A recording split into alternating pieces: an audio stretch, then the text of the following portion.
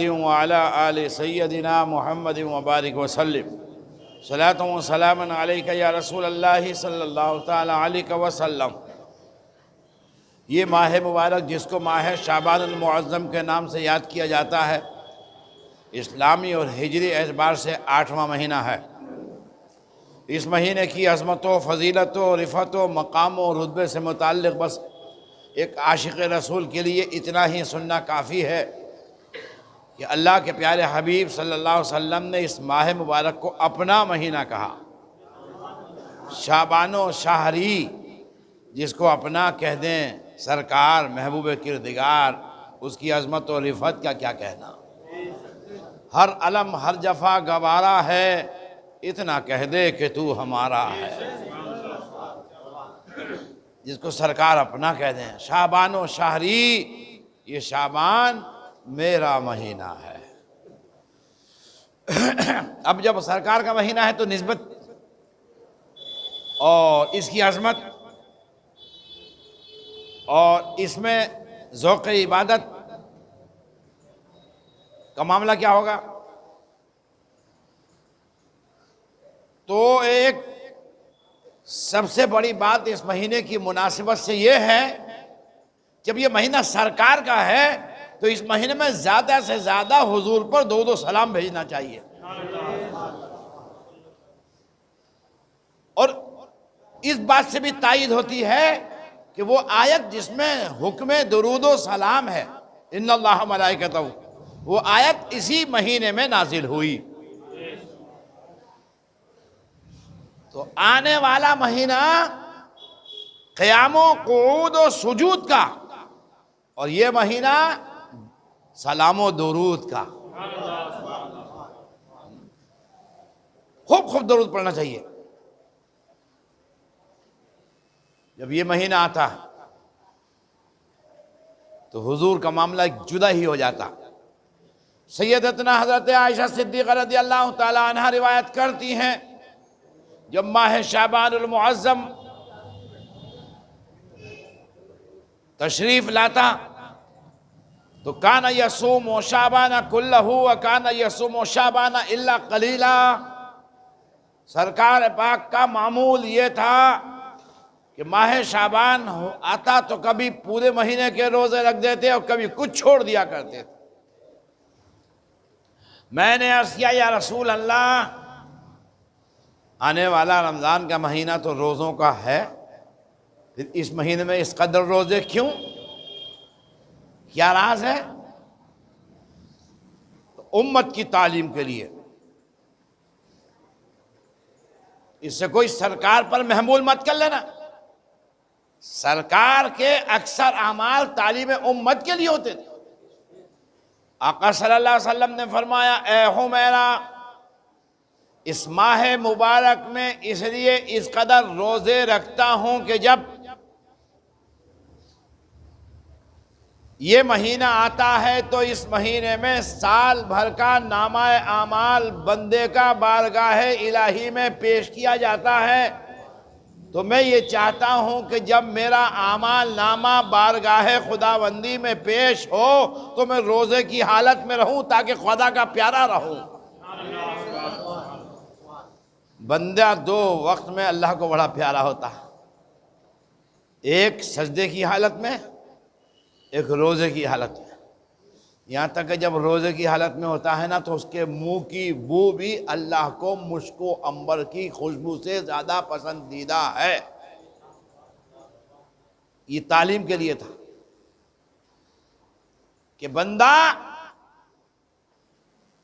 کتنا خوش نصیب ہے وہ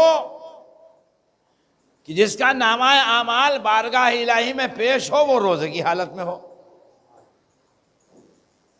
اور یہاں پر ایک گوشہ اور بتا دوں بغیر تفسیر و تمہید کے، کہ بندہ جس حالت میں مرتا ہے اسی حالت میں قیامت میں اٹھایا جاتا ہے۔ کتنا خوش نصیب بندہ وہ ہوگا جو سجدے میں مر جائے، کتنا خوش نصیب بندہ وہ ہوگا جو روزے میں مر جائے، کتنا خوش نصیب بندہ وہ ہوگا جو کعبے میں مر جائے، اور کتنا خوش نصیب بندہ وہ ہوگا جو رسول پاک کے روزے پہ سلام کرتے ہوئے مر جائے، اور کتنا بد نصیب ہوگا وہ شخص جو شراب کی حالت میں مر جائے، شراب پیا سو گیا اس حالت میں مر جائے، کتنا بد نصیب ہوگا جو زناکاری کے غسل میں مر جائے، کتنا بد نصیب ہوگا وہ جو جوئے خانے میں مر جائے۔ تو اچھی حالت میں رہو، اچھی حالت میں، تاکہ اچھی موت ہو تو اچھا حشر ہو، اچھا نشر ہو، اچھا حشر ہو۔ سرکار کا مہینہ ہے نا، تو سرکار فرماتے ہیں فضل شعبان علی الشہور کفضلی علی ادناکم، شعبان کی فضیلت دوسرے مہینوں پر ایسی ہے جیسے میری فضیلت دوسرے نبیوں پر ہے۔ دوسرا نبی میری طرح نہیں ہو سکتا عظمت کے اعتبار سے، تو دوسرا مہینہ شعبان کی طرح نہیں ہو سکتا عظمت و رفعت کے اعتبار سے۔ غوث پاک سیدنا شیخ عبد القادر جیلانی رضی اللہ تعالیٰ عنہ فرماتے ہیں شعبان میں 5 حروف ہیں، اور شعبان کا مہینہ آتے ہی 5 چیزیں اس میں داخل اور شامل ہو جاتی ہیں۔ شعبان کا شین شرافت لے کر آتا ہے، شعبان کا عین علو یعنی بلندی لے کر آتا ہے، شعبان کا بے یعنی نیکی لے کر کے بر لے کر آتا ہے، نیکی لے کر کے آتا ہے، شعبان کا الف الفت لے کر آتا ہے، اور شعبان کا نون نور لے کر آتا ہے۔ اس میں اللہ کی طرف سے شرافت بھی ہے، اللہ کی طرف سے علو اور بلندی بھی ہے، اس میں نیکی بھی ہے، اللہ کی طرف سے الفت بھی ہے، اللہ کی طرف سے نور بھی ہے۔ جب نور والے رسول کا مہینہ ہے تو نوری مہینہ کیوں نہ ہوگا؟ صرف فضیلت شعبان پہ بات کروں تو ایک خطبہ ہے، مگر آج ہم اس تاریخ سے گزر کر رہے ہیں جس کو 14 شعبان کہا جاتا ہے، اور آج آنے والی رات 15ویں شعبان کی ہے، تقدیروں کا فیصلہ ہونے والی رات، مقدر بدلنے والی رات، قسمتیں تبدیل ہونے والی رات۔ آج کی رات لکھ دیا جائے گا اس سال کون مرے گا، آج کی رات لکھ دیا جائے گا کون غریب امیر ہوگا، اس رات لکھ دیا جائے گا کون امیر غریب ہوگا، کون غریب امیر ہوگا، لکھ دیا جائے گا کون صحت مند بیمار ہوگا، لکھ دیا جائے گا کون بیمار صحت مند ہوگا، لکھ دیا فیصلہ ہوگا، رجسٹر کھلا ہوگا، رجسٹر کھلا ہوگا۔ ایسے ماحول میں جب رجسٹر کھلا ہوا رکھا ہو، ماضی پچھلے سال کا ریکارڈ چیک کیا جا رہا ہو، اگلے سال کے فیصلے دیے جا رہے ہوں، اور خدا کی بارگاہ میں جو رحیم ہے، کریم ہے، ستار ہے، غفار ہے، غفرعوف ہے، جو منان ہے، حنان ہے، رحمان ہے، سبحان ہے، جب ہمارا نامہ اعمال پیش ہوگا اور بندہ اس رات میں خدا کی بارگاہ میں گڑ گڑائے گا اور خدا سے مانگے گا، تو خداوند قدوس کا کرم ہو جائے کہ گناہوں پر قلم پھیر دیا جائے، گناہوں کو مٹا دیا جائے۔ اور اتنا ہی نہیں، میرا خدا تو وہ ہے جب قلم کرنے پر آئے تو گناہوں کو نیکیوں میں بدل دیتا ہے۔ ان الحسنات یذہبن السیئات، برائیوں کو مٹا دیتی ہیں نیکیاں۔ ایک جگہ قرآن میں کہا گیا ہے کہ اللہ کا کرم ہو تو برائیوں کو بھی نیکیوں میں بدل دیتا ہے۔ بندے تو روزانہ خدا سے مانگتا تھا، لیکن آج وہ رات ہے کہ خدا کی رحمت آسمان اول پر نزول جلال فرماتی ہے، اور اعلان ہوتا ہے کوئی مانگنے والا کہ اس کی مانگ کو پورا کیا جائے؟ ہے کوئی طلب کرنے والا، اس کی طلب کو پورا کیا جائے؟ مانگو، آج خدا کی رحمت کا دریا جوش میں ہے، بانار رحمت کی موسلادھار بارش ہونے والی رات ہے۔ مانگو خدا سے، تمہارا ہی دامن تنگ ہو سکتا ہے، اس کی یہاں کمی نہیں ہو سکتی۔ وہ دینے پہ آئے تو لینے والا تھک جائے، مگر دینے والے کی رحمت نہیں تھکے گی۔ مانگو آج کی رات، واہیات و خرافات سے بچتے ہوئے اپنی پیشانیوں کو سجدوں سے سجاؤ آج کی رات، خدا کی بارگاہ میں ہاتھ اٹھا کر گڑ گڑاؤ آج کی رات، نیکیاں کماؤ آج کی رات، اللہ سے معافی مانگو۔ لیلۃ البرات بھی کہتے ہیں، لیلۃ الرحمت بھی کہتے ہیں، لیلۃ المبارکہ بھی کہتے ہیں، لیلۃ الصق بھی کہتے ہیں، لیلۃ التوبہ بھی کہتے ہیں۔ اس رات کو نجات والی رات، کتنوں کو آج دوزخ سے نجات ملے گی۔ اللہ کے رسول صلی اللہ علیہ وسلم فرماتے ہیں اللہ تعالیٰ کی رحمت کا دریا آج ایسا جوش مارے گا، مثال دیتے ہوئے ارشاد نبوی علیہ التحیۃ والثناء ہوتا ہے، قبیلہ بنی کلب کی، ایک قبیلہ تھا بنی کلب، ہزاروں لوگ تھے، اور ہر ایک گھر میں کم سے کم 50,000 بکریاں پلتی تھیں۔ اور آج کا سائنس مجھے بکریوں کے بال گنوا کے، ایک بکری کے بال گن کے بتا دے، بکری کے بال کیا گنے گا؟ اپنے سر کے بال نہیں گن سکتا۔ ایک آدمی 50,000 پالتا ہے تو ہزاروں کتنے پالیں گے؟ تو اللہ کے رسول نے فرمایا قبیلہ بنی کلب کی بکریوں کے بالوں سے بھی زیادہ اللہ تعالیٰ آج کی رات دوزخ میں جانے والوں کو جنتی بناتا ہے۔ جن پر دوزخ واجب ہو چکی تھی، اللہ تعالیٰ دوزخ سے نکال کے ان کو جنت میں داخل فرماتا ہے۔ ہر ایک کو بخش دیا جاتا ہے، لیکن 10 ایسے کم نصیب ہیں جو آج کی رات بخشش سے محروم رہ جاتے ہیں۔ اس میں ایک تو مشرک تو کسی حالت میں لائی کے بخشش نہیں، جو ایک خدا کی جگہ 2 خدا مان لے یا کسی اور کو خدا جیسا مان لے۔ جادو کرنے والا، جادو کرانے والا، وہ جاتے ہیں کسی کو خوش دیکھ کر اس کی خوشی میں بھنگ ڈالنے کے لیے، سب کچھ برداشت ہے۔ آدمی اپنے دکھ سے اتنا پریشان نہیں جتنا دوسرے سکھ سے پریشان۔ دیورانی جیٹھانی کو خوش نہیں دیکھ سکتی، اور جیٹھانی دیورانی کو خوش نہیں دیکھ سکتی۔ ہمارے پاس بہت سی آتی ہیں بڑے پیارے انداز میں، ہماری سنتے نہیں حضرت، ہمارے میاں سنتے نہیں، ہمارے کچھ ایسا کر دو کہ ہمارے میاں سننے لگیں۔ غلام بنانے آئیے، اللہ کے قانون سے پر چیلنج کرنے آئیے۔ حق دونوں کے برابر ہے، لیکن اللہ نے حاکم بنایا، غلام بن کے رہے۔ اپنے شوہر کو راجہ بنا تو رانی بنے گی، اپنے شوہر کو غلام بنے تو غلام کی بیوی بنے گی۔ بڑی 420 سے آتی ہیں، سنتے نہیں، بڑی تکلیف دیتے ہیں۔ حضرت کو بیوقوف بنانے آئیے، جو حضرت دنیا گھوم رہے ہیں، جو ایک جملے سے سمجھ لیں اس کے مقصد کیا ہے؟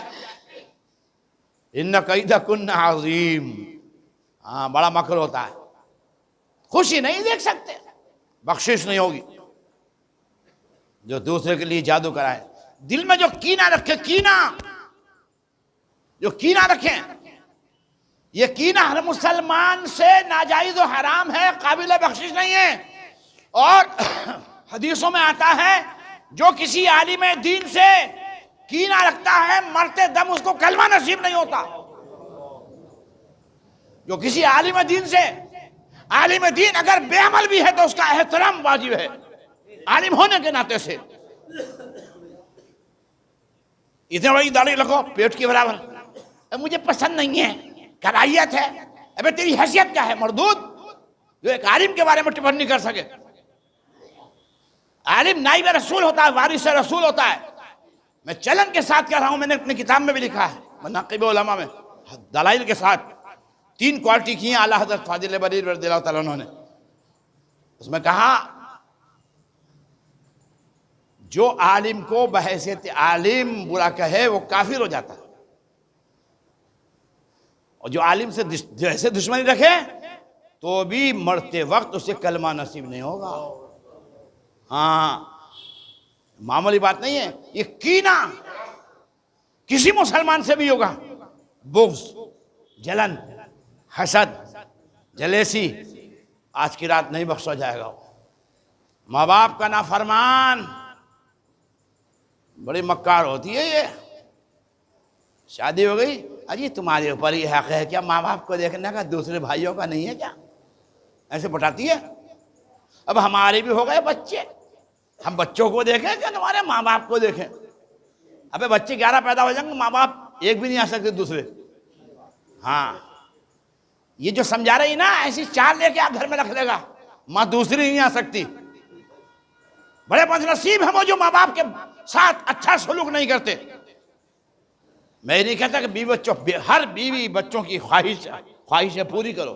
اللہ نے تمہیں دیا ہے تو اچھا کھلاؤ، اچھا پہناؤ، اچھا رہنے کے لیے مکان دو، اچھی طرح سے خوب ان کے ساتھ اچھا سلوک کرو، لیکن ماں کے مقابلے میں نہیں. ہاں ابا دوسری بھی لے جائیں گے تو ماں نہیں ہو سکتی، وہ ماں ہوتی ہے.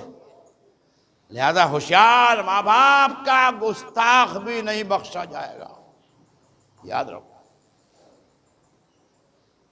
ان تمام برائیوں سے جو آج رات سچے دل سے توبہ کر لے گا اور آئندہ ان گناہوں کو نہ کرنے کا عہد اور عزم مصمم کر لے گا، اللہ تعالیٰ اپنے فضل سے اس بندے کو بھی بخش دے گا. اگر وہ دوزخ میں جانے کا حقدار ہے تو اللہ جنت میں جانے کا مستحق بنا دے گا. بہت سی روایات اللہ نے اپنے حبیب پاک صلی اللہ علیہ وسلم کے صدقے میں اپنے پیارے حبیب کی امت کو بخشش کے درجوں کے، عبادت کے ایسے ایسے مقام، ایسے ایسے موقع عطا فرمائے ہیں کہ خدا کی رحمت کو دیکھو تو محو حیرت ہو جاؤ. پہلے عمریں زیادہ ہوتی تھی نا، 200 برس 400 برس ایسی عمریں ہوتی تھی. حضرت نوح علیہ السلام کی 950 برس عمر تھی، اور ہم لوگوں کی تو بہت کم. 100 برس تو مشکل ہے، سنچری تو کوئی بہت کم ہی مارتا ہے نا. اور ہم نے دیکھا یورپ اور افریقہ میں جو 100 برس کا ہوتا ہے نا، بہت بڑا جشن ہوتا ہے اس کے لیے. 100 برس کا ہو گیا، 100 برس کا ہو گیا. آج 60 70 80 سال پہلے بہت لمبی لمبی عمریں ہوتی تھی. اب سنیے اس کی ضمن میں، اس کے پیش نظر، اس کے پس منظر میں، ایک مرتبہ حضرت عیسیٰ علیہ السلام کا گزر ایک پہاڑ کی طرف سے ہو رہا تھا. اچانک انہوں نے پہاڑی پر ایک بڑا خوش نما پتھر دیکھا. وہ اتنا پرکشش پتھر تھا کہ دیکھتے ہی رہ گئے. آگے بڑھے دیکھا ایک گنبد نما بڑا خوبصورت عجیب و غریب خدا کی قدرت کا مظاہرہ کرنے والا پتھر. حضرت عیسیٰ علیہ السلام نے دیکھ کر کہا کیا خدا کی قدرت. آواز آئی اوپر سے اتنی حیرت کرے اندر دیکھو گے کیا ہے. اے مولا دکھا دے. پتھر پھٹا، اس میں ایک شخص نکلا جو عبادت میں مصروف تھا. عبادت سے فارغ ہوا، حضرت عیسیٰ علیہ السلام کو سلام کیا، مصافحہ کیا، احترام کیا، عزت کی. حضرت عیسیٰ علیہ السلام حیرت میں، سانس کیسے لے رہا ہے، زندہ کیسے، یہ خدا کی قدرت ہے. بولے کیا معاملہ ہے ذرا بتاؤ تو، کب سے ہو اور کیسے ہو. کہ حضور 200 برس سے ہوں. کتنے برس سے؟ 200. ایک روایت میں آتا 400 برس، میں کم کر دیتا ہوں، 200 برس. بولے معمول کیا ہے؟ بولے اللہ نے پانی کا چشمہ جاری کر دیا، یہ انگور کی بیل لگا دی.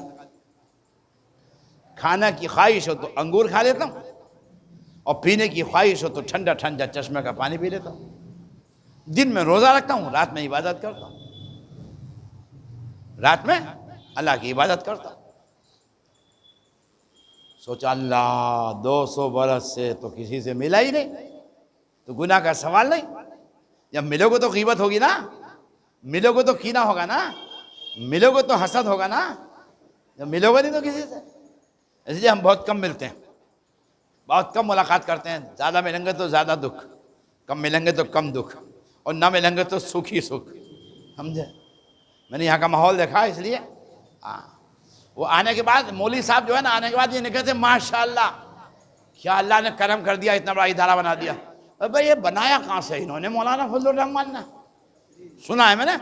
اور بھائی بنا کہاں سے بنا لیا یار اتنا بڑا. ہاں دیکھ لیا، سن لیا. ایسے تو دور ہی رہو تو اچھا ہے، جو خوش نہ ہو، ہے نا، جو خوش نہ ہو. میں کہتے سوچا یہ کسی سے ملتا بھی نہیں، 200 برس سے روزے بھی رکھ رہا ہے، راتوں میں قیام بھی کر رہا ہے، اور عبادت پہ عبادت، ذکر پہ ذکر، تسبیح پہ تسبیح، تقدیس پہ تقدیس کرتا چلا جا رہا، کوئی نہیں ہوگا اس کی برابر، اتنا بڑا عبادت گزار کوئی نہیں ہوگا۔ یہ سوچا حضرت عیسیٰ علیہ السلام نے، آواز آئی، اے عیسیٰ علیہ السلام، میں نے اپنے حبیب کی امت کو سال میں ایک رات ایسی عطا فرمائی جس کو شب برات کہتے ہیں، کہ اس رات میں میرے حبیب کا امتی اگر 2 رکعت نماز نفل پڑھ لے گا تو اس 200 برس کے عابد و زاہد کی عبادت سے زیادہ ثواب پائے گا۔ یہ خدا کا کرم، لیکن یہ ثواب اس کو ملے گا جس نے 5 وقت کی پڑھی ہوگی۔ ہاں یہ بھی سمجھ لو، جس نے طبیعت کی نماز پڑھی شریعت کی نہیں پڑھی نا، اس کو نہیں ملے گا۔ اب آپ کہیں گے مولانا طبیعت کی کون سی، شریعت کی کون سی؟ شریعت کی تو ایسی ہے کہ ظہر پڑھ لی تو عصر کے لیے تیار، عصر پڑھی تو مغرب کے لیے تیار، مغرب پڑھ لی تو عشاء کے لیے تیار، عشاء پڑھی تو فجر کے لیے تیار۔ اور طبیعت کی ہے، ارے یار پڑھ لیں گے، چلو ظہر کا ٹائم ملا، عصر میں بیٹھ گئے یار، جب دل چاہا جب پڑھ لیا۔ شریعت کی یہ ہے کہ طبیعت کو شریعت پر قربان کر دو، اور طبیعت یہ ہے کہ طبیعت چلے گی، طبیعت چلے گی، جب مرضی آگی پڑھ لی، وہ والی نماز نہیں جب پوری پڑھی ہوں گی۔ حضرت غوث پاک فرماتے ہیں اس کو کچھ نہیں ملے گا، کوئی نفل کا ثواب نہیں ملے گا جس نے زندگی میں پوری نمازیں نہیں پڑھی ہیں۔ اے نفل پڑھنے والے، نفل پڑھنے کے بجائے قضا عمری پڑھ لے، جو تیری زندگی کی قضا رہی ہے وہ پڑھ لے۔ لیکن میں اکثر ایک پہلو بیان کرتا ہوں، ہو سکتا ہے علماء کا اتفاق نہ ہو، یہ میری اپنی سوچ ہے، وہ عبادت جو اپنے لیے کیے جائے اس کی قبولیت میں شک ہو سکتا ہے، لیکن وہ عبادت جو دوسروں کے ثواب کے لیے کیا جائے اللہ ان کے صدقے میں قبول فرما لے، کیونکہ آپ اپنے لیے نہیں کر رہے نا، ان کے صدقے میں قبول فرما لے، اور پھر ان کے وسیلے سے اللہ آپ کو بھی اجر عطا فرما دے۔ تو اس جیسی میں آپ کو ایک نماز دوں، بہت سی نفل ہیں، یہ 50 رکعت ہے آج کی رات، یہ 100 رکعت ہے، یہ 12 رکعت ہے، یہ مگر ایک آپ کو میں آج کی رات کی کم سے کم اتنا ضرور پڑھ لیں۔ سیدتنا حضرت فاطمہ الزہرا رضی اللہ تعالیٰ عنہ روایت کرتی ہیں کہ جو اس رات میں 8 رکعت نفل پڑھ کر میری روح کو ثواب پہنچائے گا، 8 رکعت پڑھ کر کے معمول کے مطابق الحمدللہ، جو 8 رکعت پڑھ کر میری روح کو ثواب پہنچائے گا، تو قیامت کے دن میں اس وقت تک جنت میں نہیں جاؤں گی جب تک کہ اس 8 رکعت پڑھ کر مجھے ثواب پہنچانے والے کی میں بخشش نہیں کرا لوں گی۔ تو یہ اپنے لیے نہیں ہوئی نا، ان کے لیے ہوئی۔ اور میں نے اپنے شعر میں کہا ہے، اعمال بڑی چیز نہ تقوی ہے بڑی چیز، آقا کی شفاعت پہ بھروسہ ہے بڑی چیز۔ ہمیں اپنے اعمال پر اتنا بھروسہ نہیں کہ ہم بخشے جا سکیں، ہمارے اعمال ہیں ہی کیا؟ اگر ہمیں کسی پر بھروسہ ہے تو پہلے خدا کی رحمت ہے، بعد میں خدا کے رسول کی شفاعت ہے، اور تیسری ایک غوث پاک کی محبت ہے، خواجہ غریب نواز کی محبت ہے، ان بزرگوں کی محبت ہے، اولیاء کی محبت بھی بخشوائے گی۔ تو میرے بھائیو بات تو بڑی بہت تھی، وقت نہیں تھا، میں نے کچھ پہلو بتا دیے، اور ایک آخری بات، وقت اوور ہو گیا میں محسوس کر رہا ہوں، لیکن آخری بات، آج کی رات اور بہت سی سنتوں میں ایک سنت یہ بھی ہے کہ قبرستان جایا جائے، خدا کے ولیوں کے مزار پہ جایا جائے، قبرستان جایا جائے اپنے والدین اپنے رشتہ داروں کی قبر پہ، لیکن جانے کے انداز میں جایا جائے۔ یہ ہمارے نوجوان جو اسلام کی رسوائی کرتے ہیں نا، موٹر سائیکل پہ بیٹھ کے 3 4 شور مچاتے ہوئے بدتمیزی کے ساتھ، سوچو آپ کے عمل سے غیر مسلموں پر اسلام کے بارے میں کیا چھاپ پڑتی ہوگی، آپ کی بےہودگی سے اسلام کتنا بدنام ہوتا ہوگا۔ آپ کو چاہیے تو یہ تھا کہ آپ قبرستان جاتے تو قل اللہ پڑھتے ہوئے جاتے، درود شریف پڑھتے ہوئے جاتے، وہاں جا کے ان کے لیے اللہ سے دعا کرتے، اب اللہ ان کے بخشش کے لیے خدا سے دعا کرتے، اور آپ ان کی بخشش کے دعا کرتے، اللہ ان کے صدقے میں آپ کو بھی بخش دیتا۔ یہ تھا، مگر ہم اپنے عمل سے